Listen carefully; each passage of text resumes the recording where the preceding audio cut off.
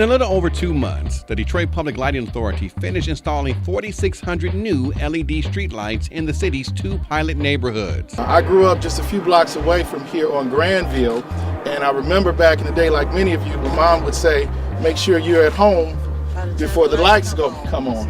Unfortunately, over the years, a number of parents have not been able to say that in the city of Detroit when you have half of the lights that are out.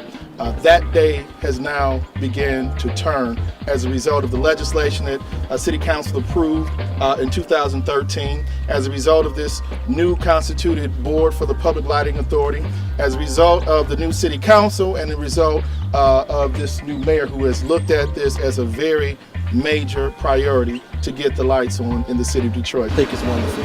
I think it's a really good job, that the mayor is doing, that the city of Detroit is doing. When I come outside at night, it looks really, really bright. And that makes me feel, me and my family feel a bit safer. So I think it's a really good job overall. The 2 demonstration areas are on the east and west side of the city in Council District 3 and 1. 65% of the lights in the pilot area was not working. We're going to have 4,000 lights in the pilot area, and they are going to be working. So it's a drastic improvement in terms of the lighting quality overall. And I'm excited that I'm in the district where one of the demonstration areas are actually taking place. And I have seen a number of the lights that were dark, and now they're on, and it feels good. It makes people feel safer. It makes you feel more of a community. You can't have a major city if it's in the dark. And only a third of our streetlights were working. I have areas where I live where we haven't had lights on some of the streets for 4 years. Detroiters have been able to offer feedback and ask questions about the new lighting system at a series of community meetings in the pilot areas. The mission of the Public Lighting Authority is to go back and pick up the pieces of a city that has been literally in disrepair for a long time for a lot of reasons, most of which are known to all of us who have lived here. But we have a forward-looking attitude. What we're interested in is how can we get better?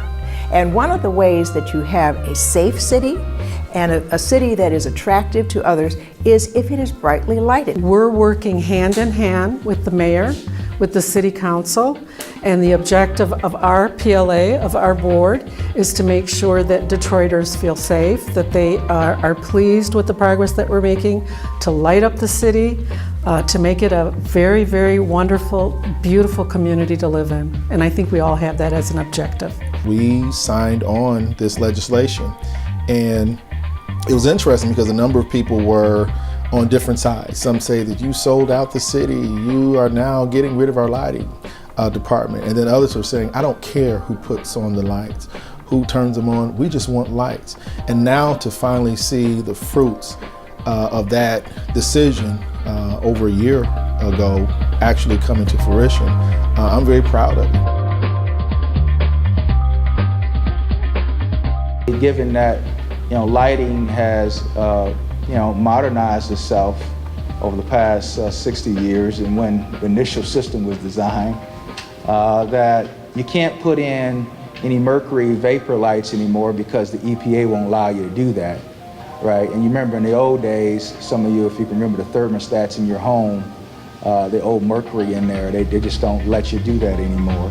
So the modern way of moving forward was through an LED system that allows you to drive your costs for energy down, but also to is much brighter. A lot of research went into the types of lights that major cities are using, and we had a presentation on what the cost would be and how efficient they would be as compared with the old lights that are in right now.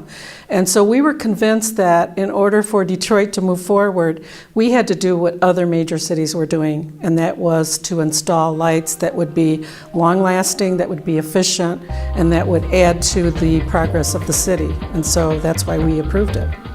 We are going to have a very beautifully, brightly lit city that is as good as Boston, San Francisco, Denver, name a major city. We're going to be there too because we are Detroit.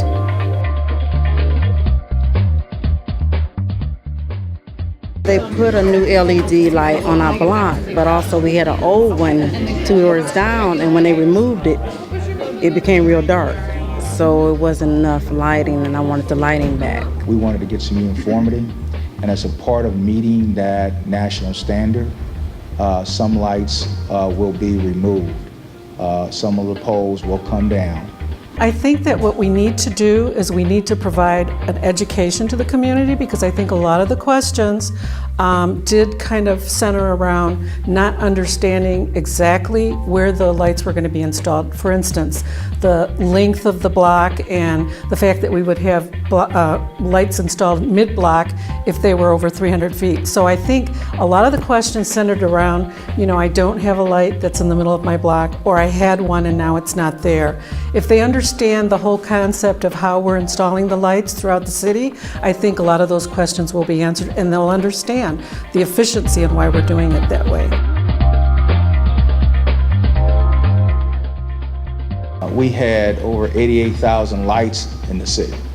And again, from a context perspective, you had 88,000 lights, and at some time in history back in the 50s and the 60s, we had a population of about 1 million people. And so obviously today we don't have that population. Plus, at the same time, technology regarding lighting have been modernized.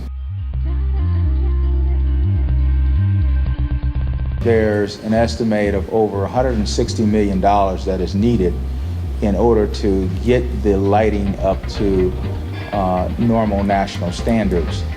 And so it's paid through a utility tax that comes through. So when residents pay their electric bill on electric bill, I don't know if you all have ever paid attention to it, it's a tax on there. Well, that utility tax goes towards funding bonds to be issued to actually pay for the improvements of the system. Now that the overhead wire lights have been installed in the pilot areas, the lights with underground wiring are expected to be repaired by July. It takes longer because you're actually, one, you're digging in the ground. So we know the kind of winter we've had, and the ground has got to be a little fall to do a lot of that. But then secondly, the circuit system that is underground requires engineering work to be done.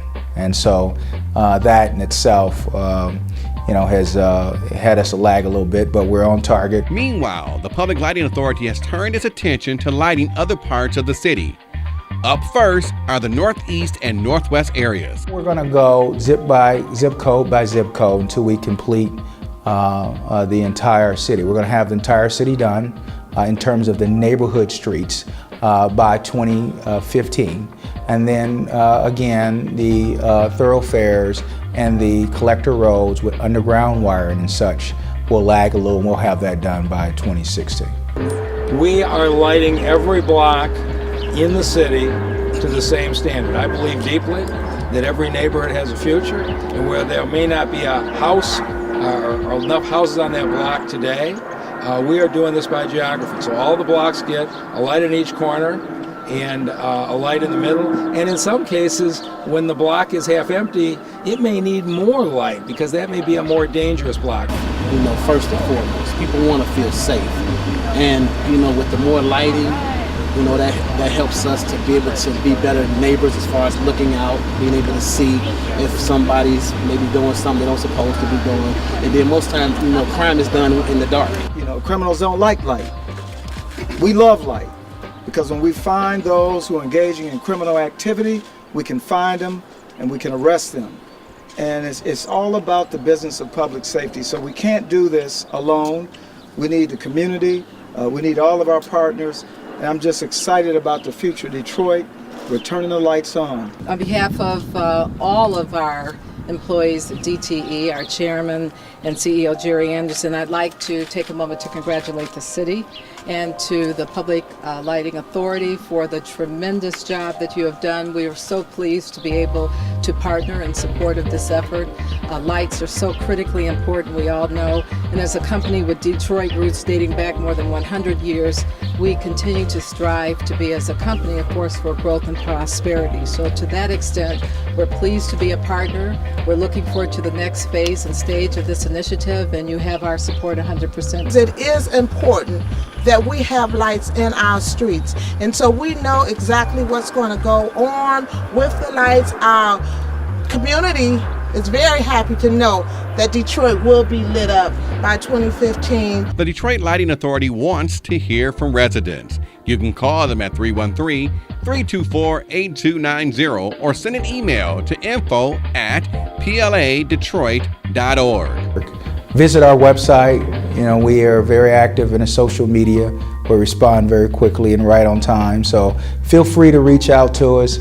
And our commitment is that we're going to fix a problem within 5 days of having it be reported. It's good to see something actually visible happening. People need to see that something visible, and lights are visible, because it gives us hope, that that government is responsive and responsible. I think once this is all said and done, at the end of this project, we'll all be able to look back and say we're in a better position in the city of Detroit to grow and improve, again, the quality of life for the folks who've been here all the years that we have, to continue and be that city of Detroit that we know we deserve to be. That's it for this edition of Detroit Real Change is Here. I'm Aaron L. Farrell. Stay tuned to Channel 10 for more news about your city.